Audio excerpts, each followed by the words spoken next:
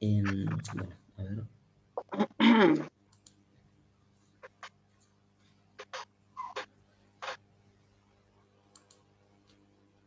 Perfecto. Nos habíamos quedado, estábamos hablando de los factores de riesgo. Surgieron varias ideas de trabajo para no evitar un poquito que los pacientes estén tan en contacto directamente, llegar a una guardia, cuando en realidad estaríamos tratando de que no ocurra. Para eso se trabajaría un poco a través de la atención primaria, utilizando redes sociales como Facebook, que había comentado eh, una, una de las participantes de esta charla, Viviana, ¿no? Y bueno, había surgido la idea de ese WhatsApp, pero bueno, eso es como una cuestión aparte. Continuamos con la clase, en sí con los temas de la clase.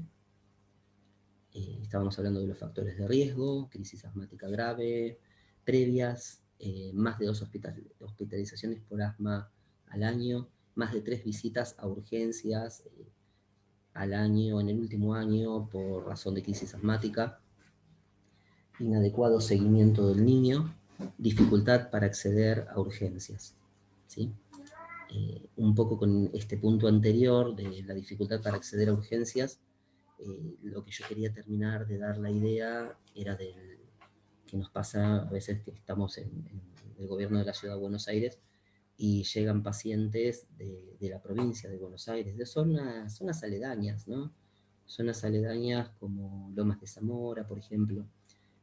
Vienen pacientes que muchas veces los papás están buscando servicios donde poder atenderlos en la localidad más cercana a ellos, buscan, pero hay guardias cerradas, o no tienen médico, o no atienden urgencias pediátricas, y bueno, terminan yendo a un hospital del gobierno de la Ciudad de Buenos Aires. ¿Sí? Ahí es donde se presentaría una dificultad para acceder a urgencias. Hay una distancia, depende de la localidad, pueden ser 10, 15, 20, hasta 30 kilómetros. ¿Sí? Y hay gente que ha venido de muchos kilómetros más, incluso. Así que bueno, ese sería el problema, dificultad para acceder a urgencias. Incumplimiento del tratamiento, esto también lo veníamos diciendo, por falta de medicación, falta de recursos económicos.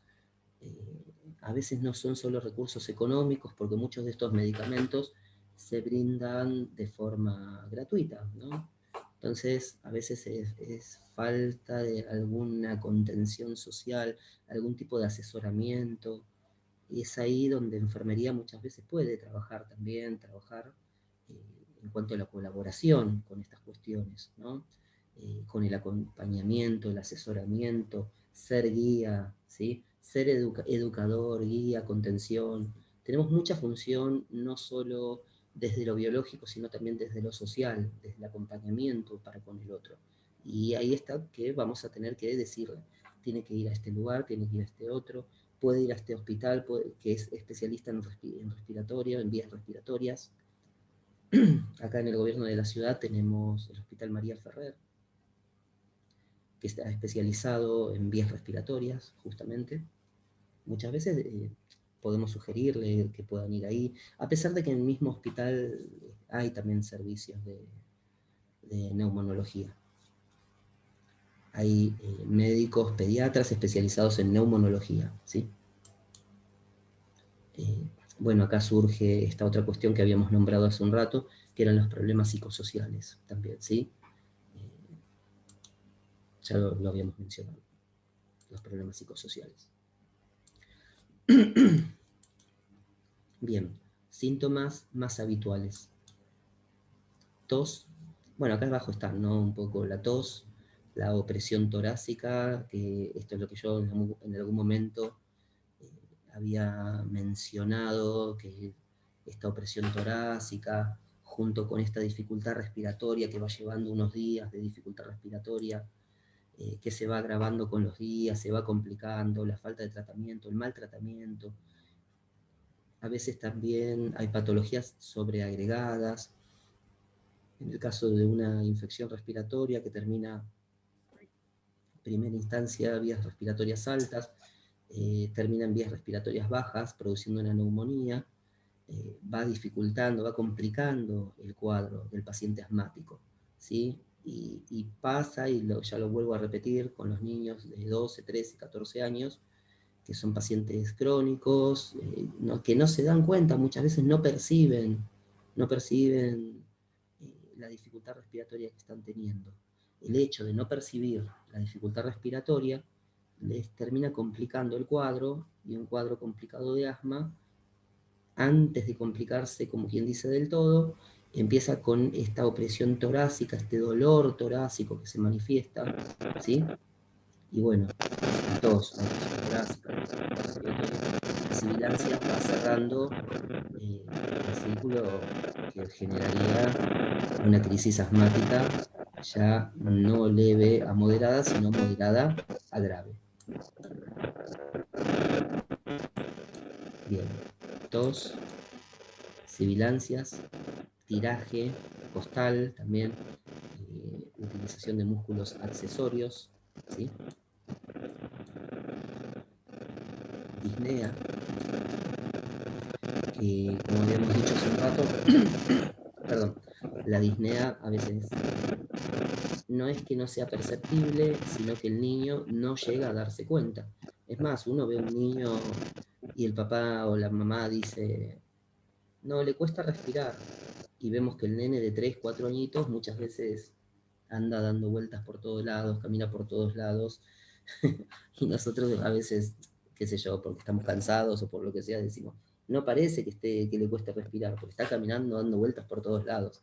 Y realmente es porque el niño muchas veces no se da cuenta. Pero bueno, después viene la valoración donde sí vamos detectando que realmente es un paciente con una dificultad respiratoria. Alguien tiene el micrófono abierto y está haciendo como una interferencia. Si pueden apagarlo, mejor. Bárbaro. Historia. Bien. Se debe interrogar qué es lo que tenemos que preguntar a los padres respecto de la patología del niño. Esto es la historia clínica. Esta es la anamnesis de enfermería, lo que nosotros como profesionales de la salud tenemos que detectar, ¿sí? Bueno, tenemos que hablar sobre los fármacos recibidos, qué fármacos tomó, y ahí muchas veces preguntamos qué se le dio en la casa antes de venir específicamente. Y ahí es donde nos dicen, le dimos la betametasona tantas gotas. Bueno, y ahí nosotros verificamos si está faltando alguna dosis, si no está faltando. Le dice PAF, bueno, ¿cuántos PAF le dice? Algunos ya le hicieron hasta una serie entera, ¿sí? La dosis, cuántas gotitas, qué medicación, cuántos PAF le hizo, 1, 2, periodicidad, cada cuánto lo hizo, modo de administración. A veces vamos a retroceder un poquito. A veces pasa que son niños que han venido anteriormente al servicio de guardia. Anteriormente les estoy hablando 1, 2 días, 3 días como mucho. Son atendidos por el médico de guardia ese día. Les envía un tratamiento domiciliario que ya está indicado, que ya dice cada tantas horas, todo lo que tiene que tomar, ¿no? Y a ver, se me fue la pantalla, ¿no? Voy a volver a compartir, perdonen, se me fue la pantalla, no sé por qué razón. Alguien escribió en el chat, ¿no? A ver. ¿Se escucha mal? ¿Ahora se escucha bien? Díganme.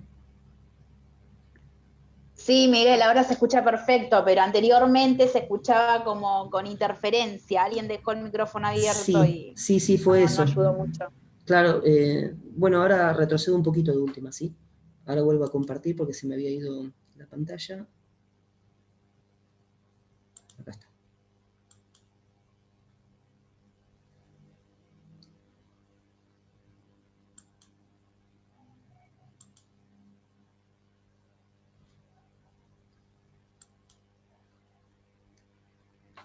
Bien, bueno, y acá había vuelto acá, ¿no? Sobre lo que se debía interrogar, el fármaco recibido en su domicilio, las dosis, la periodicidad, el modo de administración del fármaco. Ahí estoy retomando el hilo. Pasa que muchas veces los niños estuvieron 2 o 3 días, fueron atendidos ya por el médico de guardia, ya se fueron con la medicación, con la dosis indicada, todo bien como corresponde, a sus domicilios. Y a los 2 o 3 días vuelven otra vez, porque el cuadro, en vez de mejorar, todo lo contrario, ha empeorado, ¿sí? Entonces ahí es como que tenemos que volver a evaluar la situación que está ocurriendo, el médico lo vuelve a ver, y ahí se considera un nuevo tratamiento, ¿no? Esto es como si lo llevamos bien al trabajo nuestro, a nuestra herramienta, que es el proceso de atención de enfermería, es exactamente igual, ¿no? Valoramos en primera instancia, hacemos, por así decir, un diagnóstico, planificamos, ejecutamos, la ejecución que es el tratamiento de la indicación médica y los procedimientos que hacemos nosotros desde nuestro conocimiento como enfermeros. Luego volvemos a evaluar, pasa lo mismo. El niño es atendido por nosotros, por el médico, se le hace el tratamiento si es que hay que hacer un tratamiento, y si no, se da de alta con distintas medidas de control que van a ser realizadas en su domicilio.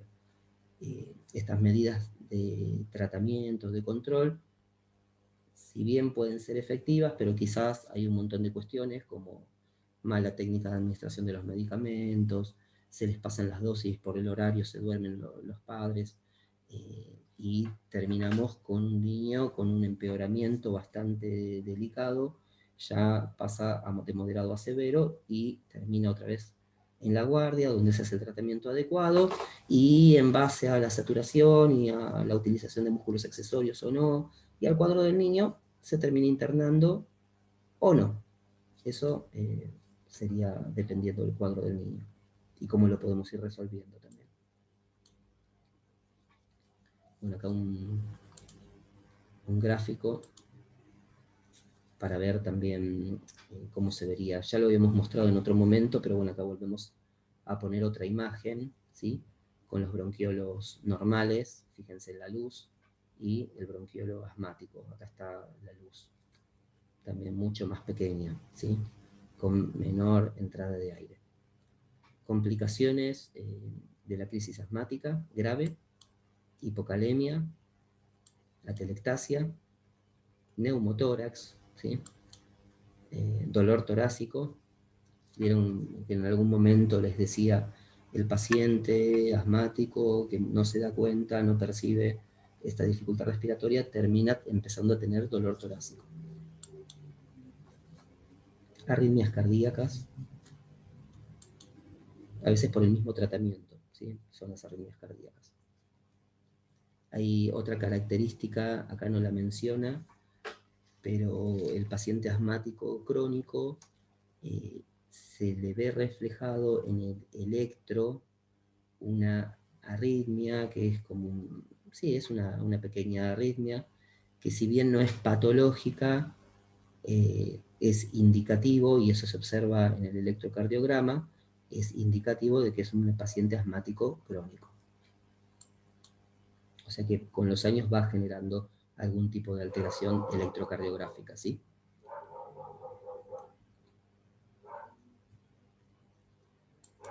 Bien, tratamiento. Ahí tenemos corticosteroides inhalados o, bueno, las nebulizaciones. Evitar que las vías aéreas se inflamen, evita que las vías aéreas se inflamen, ¿sí? Y acá, como lo dice, no hay medicina que cure el asma, pero se puede llevar una vida normal si se trata la enfermedad adecuadamente, mejorando así su calidad de vida.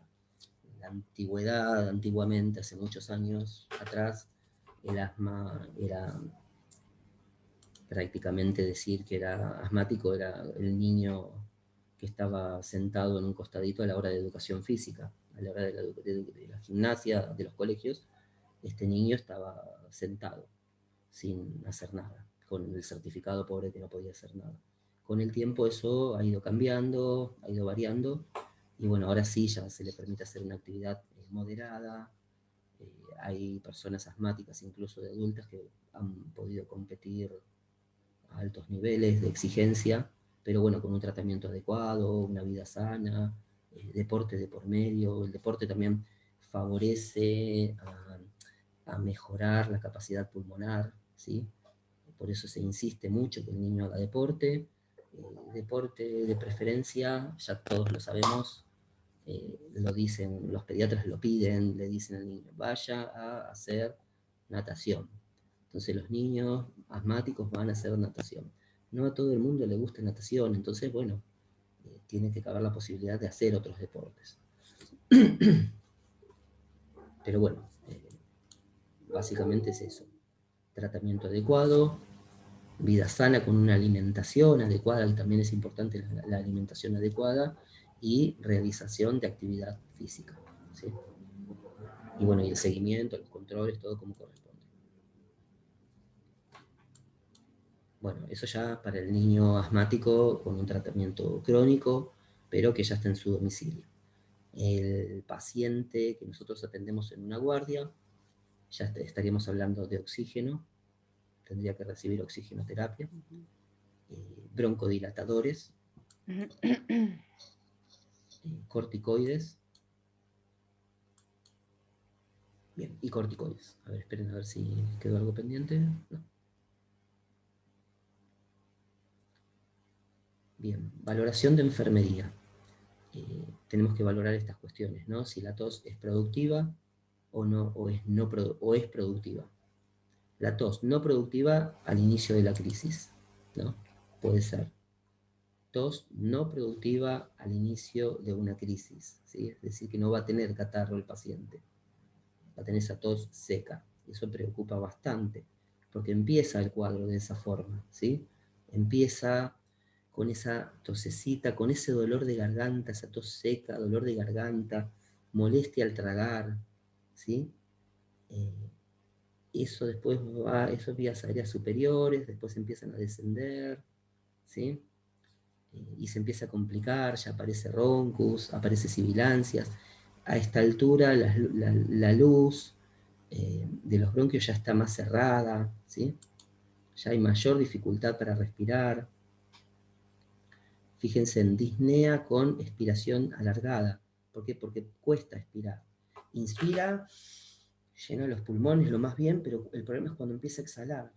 Y ahí es como que más alargado cuesta salir, y ahí es donde se produce la sibilancia también, en el niño asmático, ¿sí?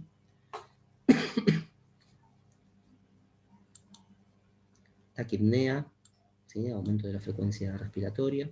Uso de los músculos accesorios que pueden desencadenar dolor abdominal, dolor torácico también, ¿sí? Hipertermia en algunos casos por el esfuerzo respiratorio. Bien. Valoración de los datos objetivos. Si alguien quiere preguntar algo, quieren comentar algo, también de su experiencia, de lo que han vivido con pacientes de este estilo, pueden pararme y comentar, no hay problema, ¿sí?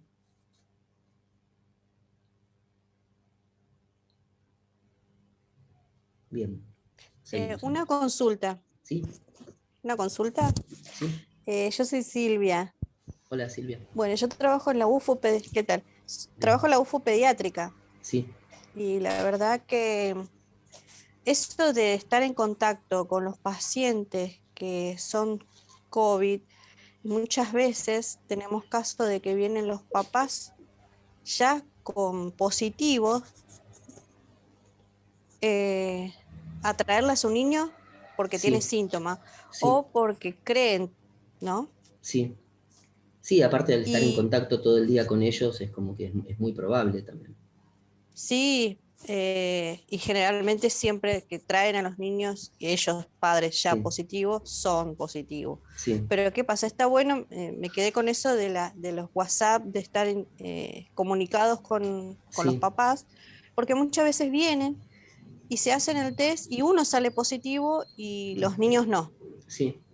Entonces, estaría bueno, voy a hablarlos con los médicos de ahí también, que están Sí. encargados de eso, para estar en contacto con ellos, para que no le traigan a los niños eh, directamente o sea, para estar en contacto por los síntomas que puede tener. Claro. Sí, sí, para para ver no cómo traerlo va, al hospital. claro, y ver cómo va evolucionando la enfermedad sin la Claro, necesidad de tener que seguir hasta contagiando a otras personas, complicarse aún más la sí, enfermedad. Ahora en el invierno, bueno, otoño, invierno, que se viene el frío, el hecho también de estar saliendo, exponiendo más a los niños.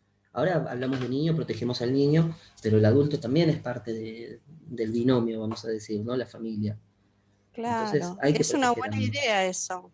Sí, sí, yo creo que es una muy buena idea, que ya lo están trabajando ahí en Viviana, ¿no? En Río Negro, y bueno, quizás lo podríamos trabajar nosotros acá también. Y se Sí, puede sí. hacer, se puede hacer. Lo del Facebook es muy buena idea. Yo decía lo del WhatsApp, pero el WhatsApp ya necesitamos, porque uno tampoco quiere estar dando su celular para que, No, no, aparte no. uno a veces está en su casa. Bueno, ese tiempo que estuve yendo al hospital me pasaba eso. Yo había dejado mi celular, incluso un día lo dejé, me olvidé, quedó ahí anotado. Un día, 12 de la noche, me cae un mensaje, a ver, miro yo, justo me levanté a ir al baño y me encontraron con que me estaban pasando la temperatura. Pero bueno, sería muy bueno. Quizás se podría, la institución hospitalaria no creo que nos dé un celular para que tengamos ahí, pero bueno, a lo mejor alguno tiene un celular viejito y lo puede tener ahí. Y si no, armar un Facebook, como lo ha armado. Sí, está buenísimo. Si quieren, yo por ahí les puedo pasar el enlace de nuestra página como para ver cómo nos manejamos. Más que nada para que podamos también todos aportar ideas. Ah, Nosotros sí, tenemos la página en el Facebook y ahí van a ver que nosotros subimos info. Incluso ahora hace poco nos tuvimos que mudar de lugar porque en el hospital ya no había lugar, un lugar seguro para nuestros niños porque estaba lleno de pacientes COVID por todos lados. sí. Así que nos tuvimos que mudar, entonces nos abocamos mucho a la página para dar la info de cómo acceder a los consultorios, de qué manera pueden preguntar sin ir al hospital. Y toda la info está ahí en el Facebook y la gente ya sabe, entonces está como muy pendiente de las publicaciones nuestras. Ah, bien. Incluso pautas ponemos generalmente, qué hacer cuando los niños están qué sé yo, con fiebres, pautas generales, y por ahí estaría bueno mandarles el enlace si ustedes quieren, para que la chusmeen un poco. Sí, Viviana, buenísimo. La verdad que muchas gracias. Comparta el No, enlace con el grupo y bueno, yo sí. después lo comparto con el otro grupito que son compañeros del hospital que no están en el grupo Ah, bien, de Balcarce, como otro grupo paralelo. buenísimo, Así que buenísimo, buenísimo. compártalo y yo después lo comparto con ellos o Celia, si no cualquiera de los dos. Así que bueno, Bien, muchas gracias por la idea porque está excelente. Y una idea que está gracias. conectada, porque hasta a mí se me había ocurrido algo y usted tiró eso y dijo que lo Sí, están haciendo y dije, wow, es increíble. Así que bueno, muchas está gracias. buenísimo. Bueno, sigamos con nuestro tema. Valoración con datos objetivos. Claro, ¿qué es objetivo? ¿No? Ahí está otra cuestión de subjetivo, objetivo. Me falta el aire, me cuesta respirar, es subjetivo. Ahora, si yo a esa persona le controlo la frecuencia respiratoria y cuento que tiene 30 respiraciones por minuto, bueno, ahí ya estamos, ese dato que era subjetivo pasa a ser objetivo, junto con la saturación de oxígeno baja, la desaturación por debajo de 94, 93%, ¿no? La utilización de músculos accesorios, si es un niño muy chiquito, el aleteo nasal. Es como que empezamos a observar un poco la globalidad del paciente y transformamos un dato subjetivo en un dato objetivo. Eso es importantísimo también, ¿no? Tiene más valor el dato objetivo, lógicamente. El peak flow, ¿este lo conocen? Yo no me di cuenta de traer un, una imagen del pico flujo. ¿Lo conocen?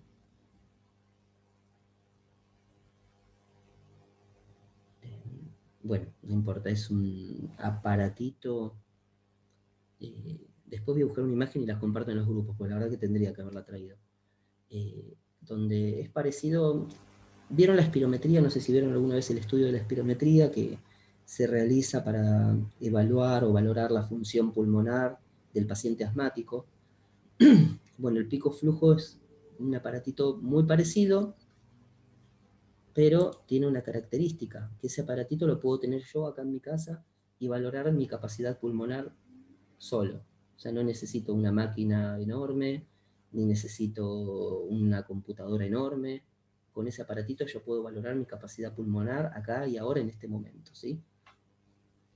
Es más o menos como una boquilla, sí, muy parecida a estas, las de los controles de alcoholemia. El niño, bueno, respira normalmente, larga todo el aire, inspira de forma profunda, se tapa la nariz, pone la boca en la boquilla y sopla todo el aire, que no quede nada. Lo máximo, el pico flujo máximo, es la cantidad de aire que el niño puede exhalar en el primer segundo. Ese es el resultado del pico flujo. Bueno, eso se lo hace en casa como parte de una valoración pulmonar, ¿sí? Este aparato lo podemos usar también, pero bueno, después habría que ver el modo con el que vamos a limpiar este aparato. Ahora, sobre todo en tiempos de pandemia, no sé. En algún momento lo he visto y se lo entregaban a los pacientes como un sistema, pero para uso privado, ¿sí? No era compartido, no era que lo usaba con uno, lo limpiaba y después lo usaba con otro. Esto se usa sobre todo en los consultorios de neumonología, ¿sí? El neumonólogo le da esto a la mamá, le explica el procedimiento a la mamá o al papá, para que después lo hagan en su domicilio y tengan un seguimiento adecuado, ¿sí? Bueno, vamos a continuar, y estamos siguiendo, les cuento que nos quedan 10 minutos. Cuando se corta terminamos, y la clase que viene, que se vuelven a encontrar conmigo, retomamos y terminamos con este tema, y vemos con qué otro tema vamos a avanzar, ¿sí? Rayos X de tórax, ahí se pueden apreciar atelectasias y la hiperinsuflación. También en el paciente ya que lleva muchos años con asma, podríamos observar el tórax, lo que se llama tórax en tonel, es característico del paciente asmático, del paciente con EPOC. También mayor distanciamiento entre las costillas, ¿sí? Hay mayor distanciamiento. Todo por el tórax que se va ampliando, se va ensanchando, ¿sí? Famoso tórax en tonel.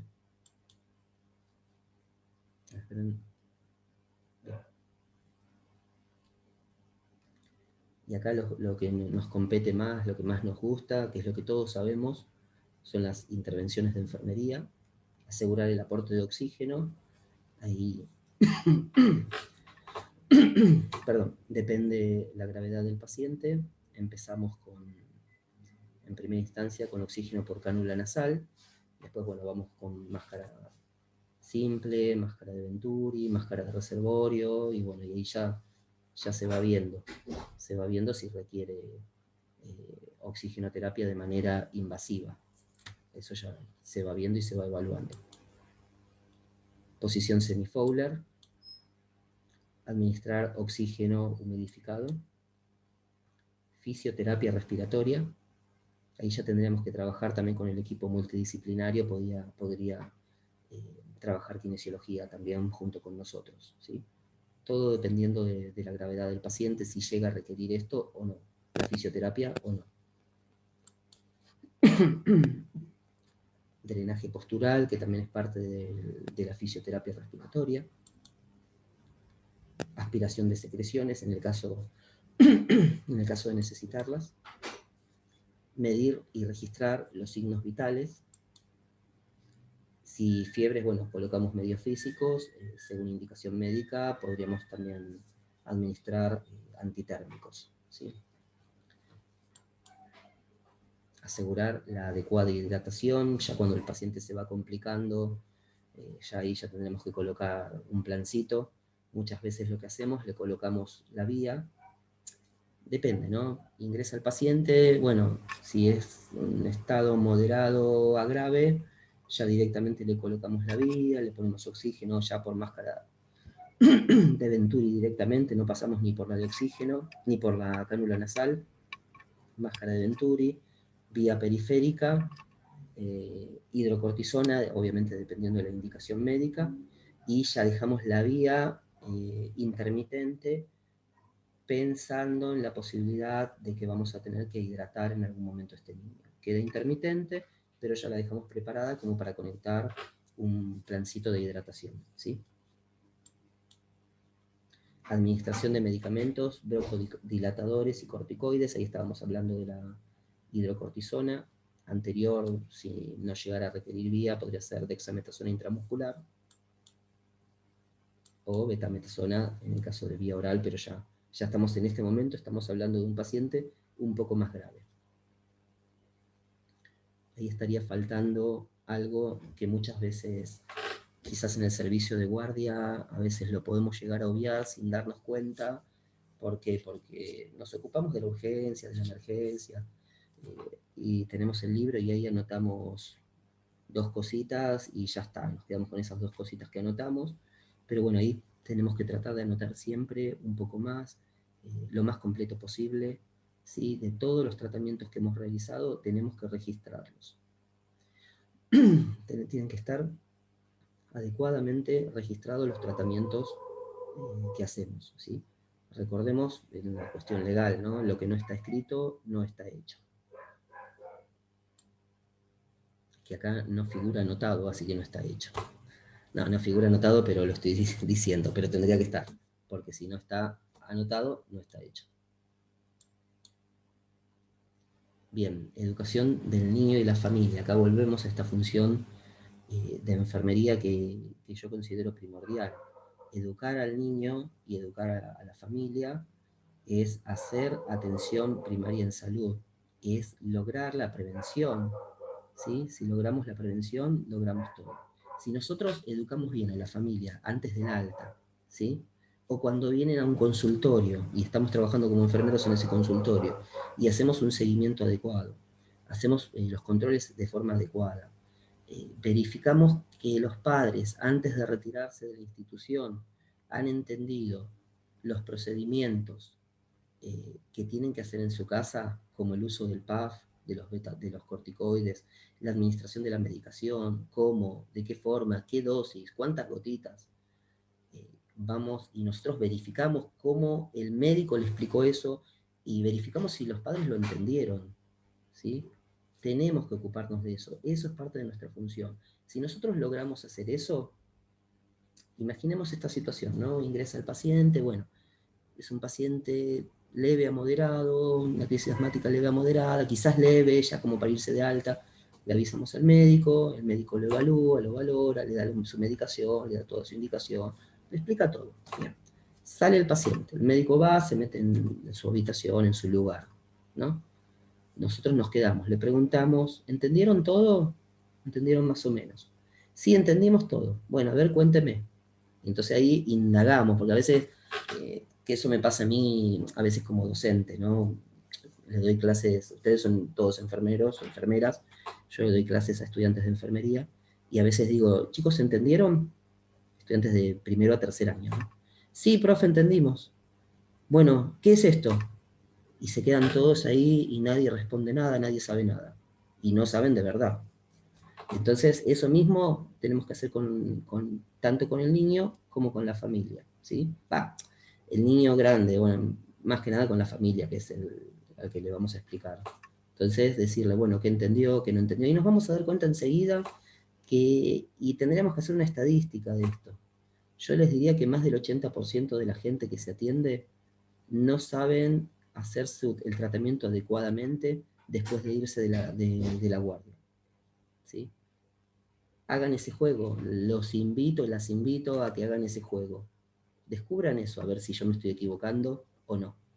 Tómense el trabajito cuando el paciente sale de la consulta con el médico, tomémonos ese tiempo de hablar, de preguntar, ¿entendió, no entendió? Y a ver a qué conclusión llegamos.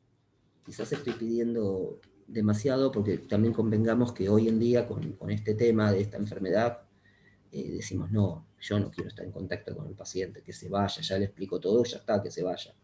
Bueno, eso es criterio nuestro y decisión propia en el momento. Quizás con las medidas de bioseguridad podemos llegar a preguntar y indagar y lograr que un paciente no tenga que volver. Porque si le hemos hecho una buena educación, le hemos explicado adecuadamente los procedimientos, quizás no tenga que volver.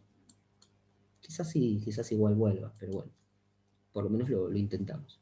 ayudarle a conocer y evitar ambientes o circunstancias que desencadenen la crisis, facilitar el tratamiento precoz de la infección respiratoria, dar recomendaciones y enseñar técnicas para facilitar la expectoración y evitar la formación de tapones mucosos mediante una buena hidratación. Eso es importante, la buena hidratación para que estén fluidificadas las secreciones, para que pueda eliminarlas, ¿sí? Y para que esas secreciones que llega a eliminar no terminen, si no las elimina, no terminen produciendo una infección respiratoria. Gente, queda menos de 1 minuto, así que se va a cortar, nos vamos a ver la semana que viene en el mismo horario, terminando con este tema y después vemos qué otro tema vamos a ir viendo ese día, ¿sí? Bueno, buena hidratación, como habíamos dicho, enseñar a utilizar los inhaladores correctamente, ya lo habíamos dicho. Bien. Ayudarla a reconocer y evitar... es lo mismo, ya se ve que se está tocando 2 veces lo mismo. Bueno, gente, nos estamos viendo la semana que viene. Muchas gracias por estar en la clase y si tienen alguna duda, lo pueden escribir en el grupito por WhatsApp, ¿sí? Saludos. Chao, saludos. Chao, nos vemos. Finalizó. Chao.